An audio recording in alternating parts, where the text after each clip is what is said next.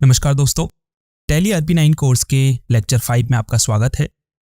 आज के इस लेक्चर में हम डेबिट एंड क्रेडिट के रूल को समझेंगे ताकि वाउचर्स में एंट्रीज करते समय हमें ये क्लियर रहे कि कौन सा अकाउंट डेबिट साइड में आएगा और कौन सा क्रेडिट साइड में। क्योंकि एक बार अगर आप डेबिट एंड क्रेडिट के रूल को अच्छे से समझ गए तो फिर आप आसानी से किसी भी ट्रांजैक्शन की एंट्रीज वाउचर में कर सकते हैं। नहीं तो क्या होगा कि आपको समझ ही नहीं आएगा कि एक ट्रांजैक्शन में आपको किस अकाउंट को डेबिट करना चाहिए और किस अकाउंट को क्रेडिट करना चाहिए। तो ये एक सिंपल सा रूल है जिसे अगर हम समझ गए तो हमारे लिए डेबिट एंड क्रेडिट को समझना बहुत आसान हो जाएगा। तो जितने भी अकाउंट्स हैं जैसे गैस अकाउंट हो गया, सेल्स अकाउंट हो गया, परचेस अकाउंट हो गया, कैपिटल अकाउंट हो गया और बाकी सभी अकाउंट्स, उन्हें हम इन कुल 5 कैटेगरीज में रखते हैं। क्या है वो कैटेगरीज? जैसे है एसेट्स, एक्सपेंस, लायबिलिटीज, रेवेन्यू या जिसे हम इनकम भी कह सकते हैं, फिर है इक्विटी यानी कैपिटल। तो ये टोटल 5 कैटेगरीज हैं जिसके अंदर जो हमारे जो जितने भी अकाउंट्स हैं वो सब इन्हीं 5 कैटेगरीज के अंदर आते हैं। अब सबसे पहले 5 अकाउंट कैटेगरीज को समझते हैं कि ये बेसिकली हैं क्या।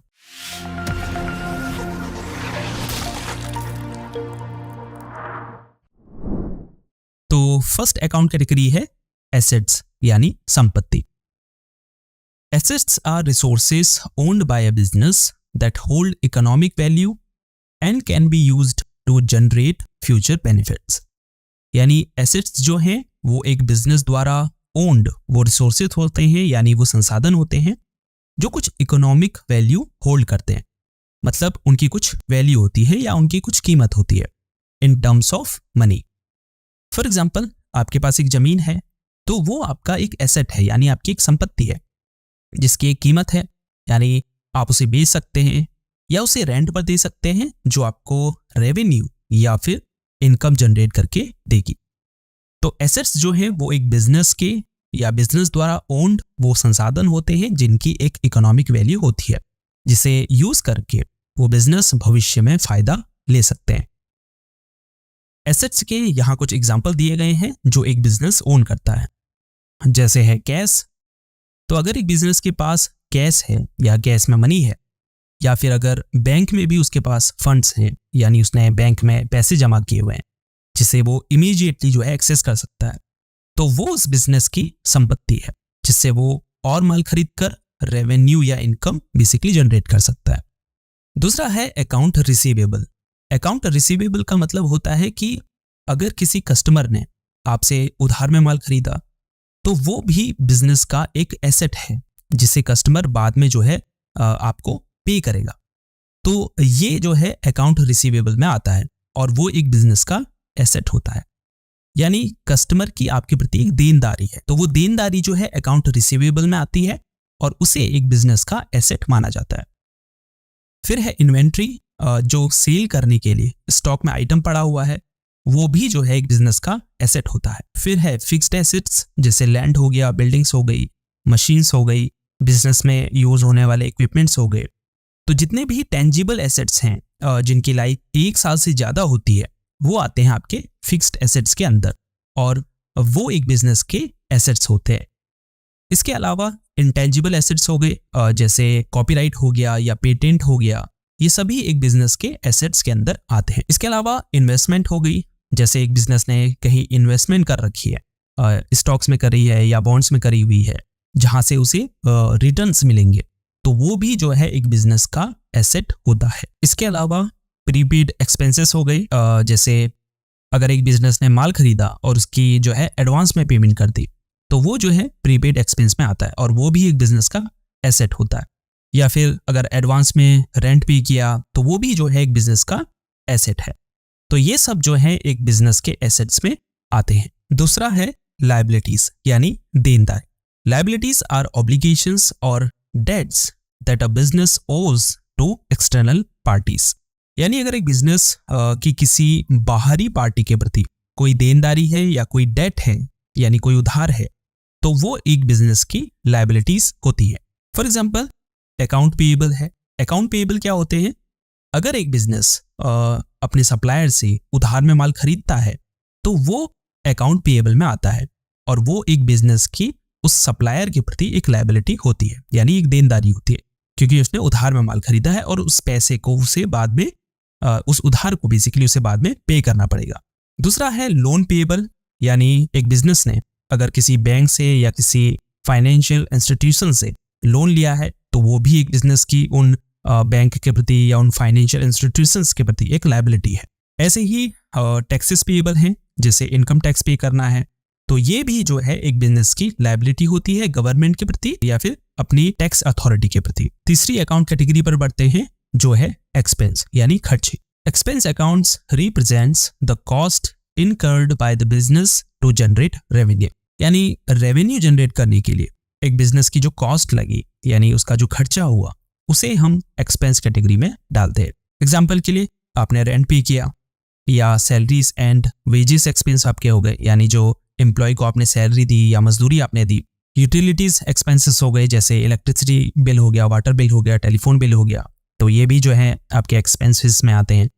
इसके अलावा एडवर्टाइजिंग एंड मार्केटिंग एक्सपेंस हो गया, यानी एक बिजनेस ने अपने प्रोडक्ट को या अपने ब्रांड को प्रमोट करने के लिए एडवर्टाइजिंग या मार्केटिंग में जो भी पैसा खर्च किया वो हो गया। फिर है रिपेयर्स एंड मेंटेनेंस एक्सपेंस। इसके अलावा भी कई खर्चे हैं, जैसे इंश्योरेंस एक्सपेंस है, कॉस्ट ऑफ गुड्स सोल्ड है। तो वो सभी खर्चे जो एक बिजनेस को रेवेन्यू जनरेट करने में या फिर एक बिजनेस को स्मूथली रन करने में हेल्प करते हैं, उन्हें हम एक्सपेंस कैटेगरी में डालते हैं। चौथी अकाउंट कैटेगरी है इक्विटी, यानी हिंदी में इसे हम कहेंगे हिस्सेदारी या फिर आप कैपिटल भी इसे कह सकते हैं।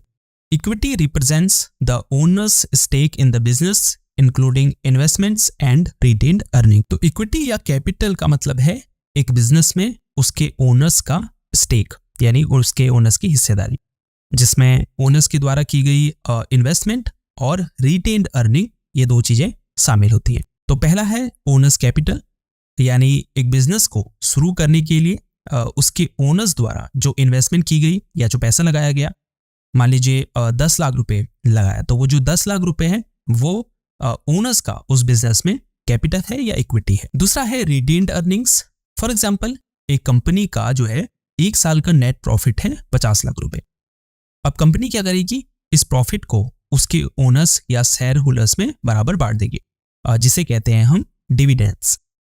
अब लेकिन अगर कंपनी ऐसा करती है कि जितना भी प्रॉफिट कमाया वो सब बांट दिया, तो फिर उसके पास री इन्वेस्ट करने के लिए कुछ होगा ही नहीं। वो कैसे माल खरीदेगी और दोबारा रेवेन्यू या इनकम कैसे जनरेट करेगी? तो कंपनी क्या करती है, ओनर्स के डिविडेंड्स में से कुछ हिस्सा जो होता है प्रॉफिट का रिटेन कर लेती है, यानी उसे रोक के रख लेती है, ताकि उसे वो जो है बिजनेस में री इन्वेस्ट करे और दोबारा से रेवेन्यू जनरेट करे। तो अगर 4 ओनर्स हैं तो सबके प्रॉफिट में से जो है इक्वली हिस्सा जो है मनी का या प्रॉफिट का रिटेन कर लिया जाएगा, तो इसे कहते हैं रिटेन्ड अर्निंग।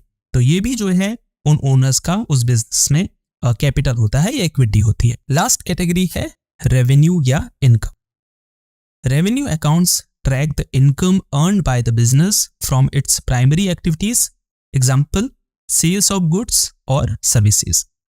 तो रेवेन्यू अकाउंट क्या ट्रैक करता है, जो भी बिजनेस की कमाई होती है उसकी प्राइमरी एक्टिविटीज से, यानी गुड्स और सर्विसेज को सेल करके, तो वो आपका जो है रेवेन्यू या इनकम कैटेगरी में आता है। एग्जांपल्स क्या हैं, जैसे सेल्स रेवेन्यू है, यानी कस्टमर को प्रोडक्ट बेचकर जो आपकी कमाई हुई, यानी एक बिजनेस की जो कमाई हुई वो आपका सेल्स रेवेन्यू में आएगा।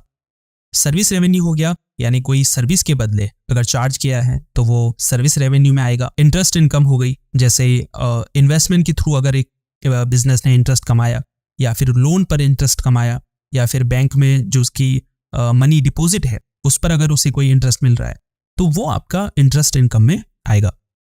ऐसे ही रेंट के थ्रू अगर इनकम जनरेट हुई है एक बिजनेस की तो वो भी उसके रेवेन्यू या इनकम कैटेगरी में आते हैं। तो ये टोटल 5 कैटेगरीज हैं। क्या है, एसेट्स हैं, लाइबिलिटीज हैं, एक्सपेंस है, इक्विटी हो गई या कैपिटल जिसे आप कह दें, रेवेन्यू हो गया या जिसे हम इनकम भी कहते हैं। तो ये टोटल 5 कैटेगरी हैं। होपफुली आपको समझ आ गया होगा कि ये सब क्या है। अगर अभी भी डाउट है तो एक बार फिर से इस वीडियो को दोबारा से देखें, ताकि ये सभी अकाउंट कैटेगरी आपको अच्छे से समझ आ जाए, क्योंकि जब ये अकाउंट कैटेगरी आपको अच्छे से समझ आएगी तभी जो डेबिट और क्रेडिट का जो रूल है आपके माइंड में क्लियर होगा। चलिए अब वापस डेबिट और क्रेडिट के रूल पर चलते हैं। तो अब ये तो आपको समझ आ गया होगा कि ये बेसिकली कैटेगरीज है क्या। अब आपके सामने अगर कोई ट्रांजैक्शन आती है जिसे आपको वाउचर्स में रिकॉर्ड करना है, तो इस रूल की हेल्प से कैसे समझेंगे कि कौन सा डेबिट में आएगा और कौन सा क्रेडिट में आएगा। तो जब भी एसेट्स और एक्सपेंस बढ़ेंगे यानी इंक्रीज होंगे तो आप उसे क्या करेंगे, डेबिट करेंगे। और अगर डिक्रीज होंगे यानी घटेंगे तो आप उस अकाउंट को क्या करेंगे, क्रेडिट करेंगे। यानी बढ़ेगा तो डेबिट और घटेगा तो क्रेडिट।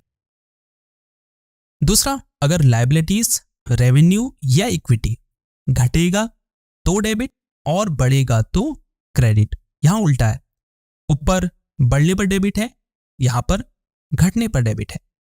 ऊपर घटने पर क्रेडिट है, यहां बढ़ने पर क्रेडिट है।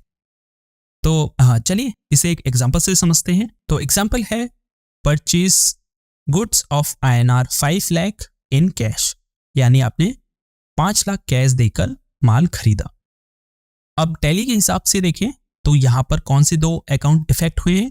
एक तो परचेस अकाउंट क्योंकि माल खरीदा है, और दूसरा कैश अकाउंट यानी आपने कैश में माल खरीदा है। अब जो गुड्स है या जो आपकी इन्वेंट्री है या आपका जो स्टॉक है वो क्या होता है, आपका एसेट होता है।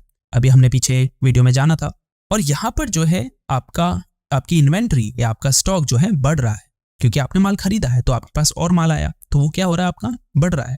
और जब भी एसेट बढ़ता है तो हम उसे क्या करते हैं, डेबिट करते हैं। तो आपका परचेस अकाउंट जो है डेबिट में जाएगा। अब दूसरा है कैश। अब कैश भी क्या है, हमारा एक एसेट है, और जब भी एसेट डिक्रीज होता है या घटता है तो उसे हम क्या करते हैं, क्रेडिट करते हैं। तो यहां पर कैश अकाउंट जो है आपका किस में जाएगा, क्रेडिट में जाएगा। तो ये एक एग्जांपल है। तो नेक्स्ट लेक्चर में हम और भी एग्जांपल्स देखेंगे। इसके अलावा साथ ही उन एग्जांपल्स के थ्रू वाउचर्स में एंट्री भी करेंगे जिससे क्रेडिट और डेबिट का जो रूल है वो आपको बिल्कुल क्लियर हो जाए। तो नेक्स्ट लेक्चर को जरूर देखें। अभी इसे यहीं पर एंड करते हैं। जाते जाते वीडियो को लाइक और चैनल को सब्सक्राइब करना बिल्कुल ना भूलें। आपसे मिलते हैं नेक्स्ट लेक्चर में। तब तक के लिए अपना ख्याल रखिए। Good bye.